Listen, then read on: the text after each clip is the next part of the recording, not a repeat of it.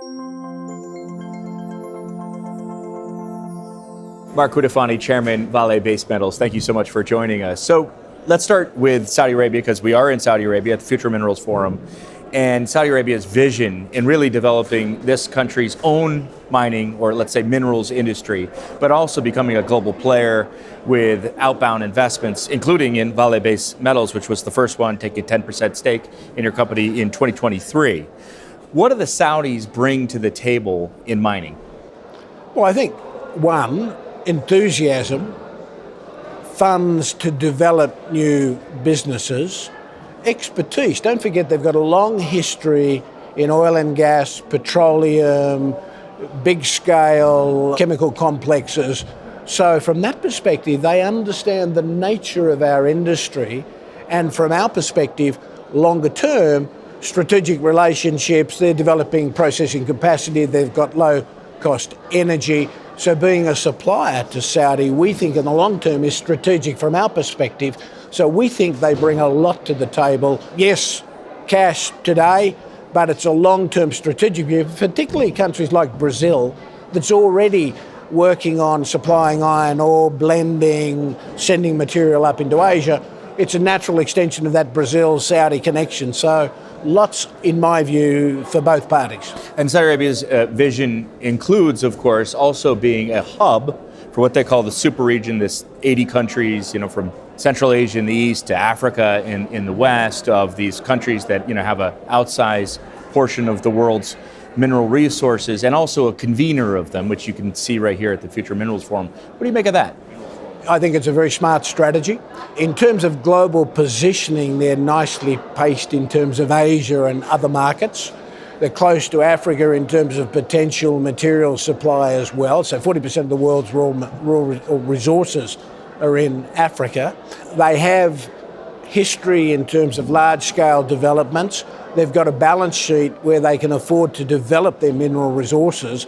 And there are many countries that don't yet have those balance sheets. So they would be best developing their mineral resources, and the downstream processing could be done very effectively by the Saudis at a very competitive cost. So that ends up being a win-win for those countries as well. So there's lots to like about what they can do, and there's lots to like about what they're trying to do in positioning strategically. So I think a very smart play. So the theme of the Future Minerals Forum is building responsible and resilient supply chains for the delivery of minerals to support the energy transition and whatnot, development in general, right? So I want to go to the responsible part second, start with resilient, because obviously there's a lot of focus on the resiliency of supply chains after COVID and with all the geopolitical disruption we've seen over the last few years.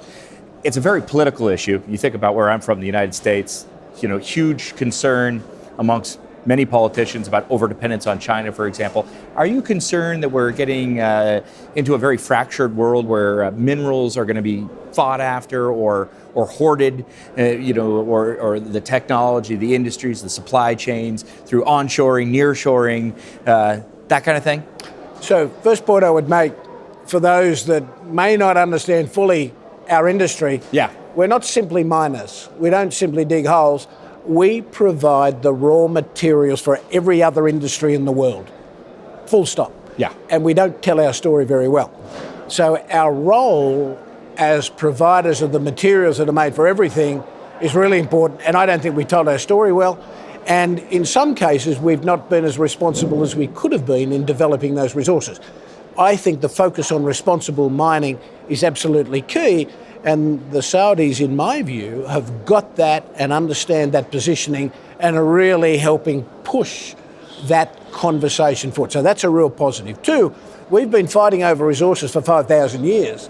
So there's nothing new about the last 5 or 10 years. Right. However, I think there's a lot more we can do, and we can take the world forward in a very different way. Yes, it's becoming more multipolar, but that doesn't mean it has to be antagonistic or difficult. And certainly we've got some issues in the world today. Yeah. But being able to work together and find solutions will improve the position of poor countries. It will also improve the position of middle-income companies, and it'll improve the position of those that are on the better end of that scale as well. But we can all benefit.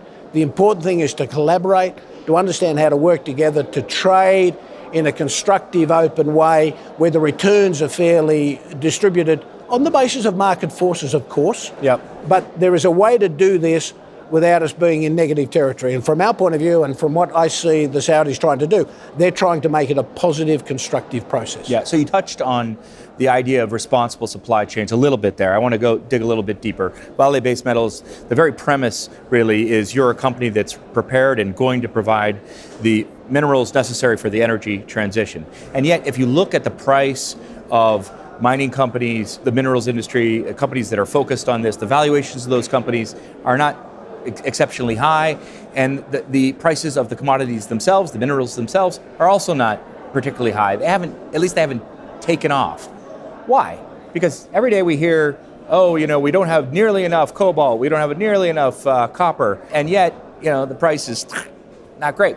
So if I go back to where I was in 2013 as the chief executive of Anglo American, that same conversation. The important thing we navigated through a 9-year period is focusing on improving our businesses, investing in short-term improvement, mid-term technical changes and long-term innovation, which in my view has positioned that company in a very different place. Along with that came improved valuations, improved margins, valuations, and everything that comes with that. As an industry, we have to think in both the short term and the long term to build investor trust.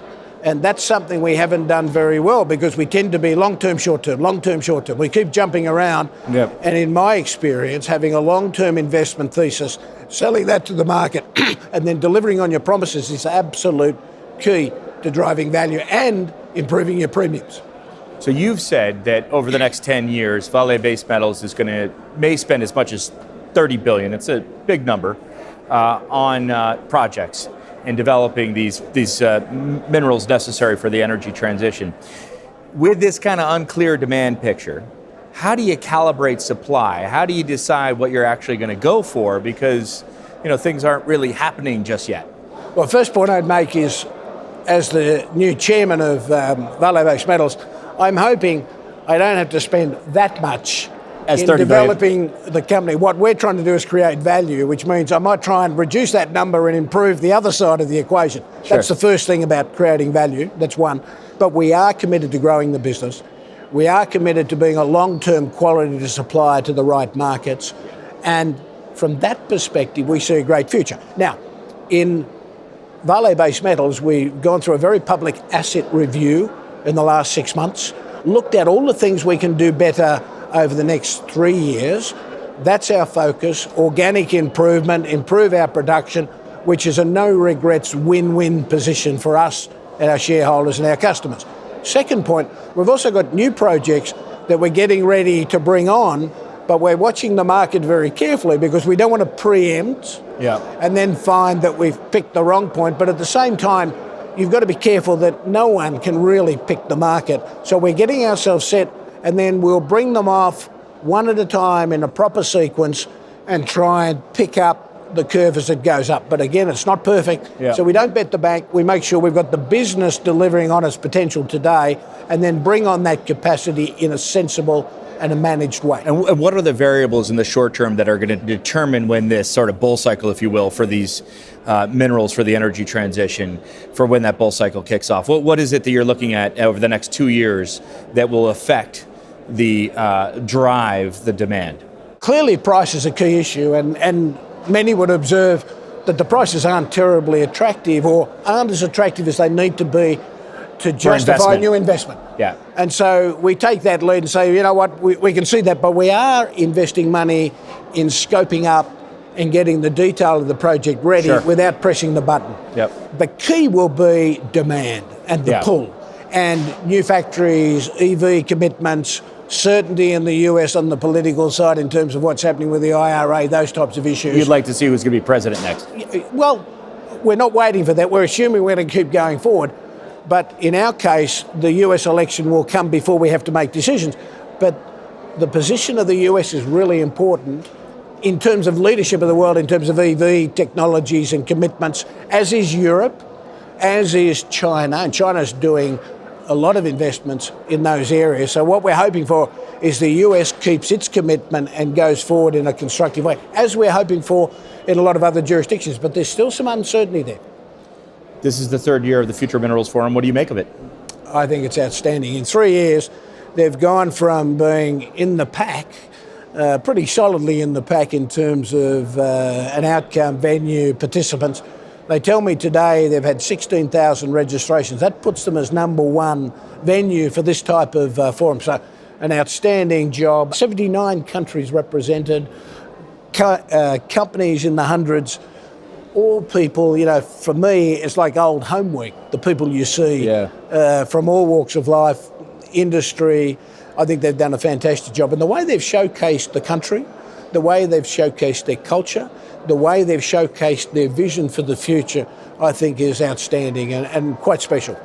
Mark Cutifani, Vale Base Metals Chairman, thank you so much for your time. Thank you very much. Appreciate it.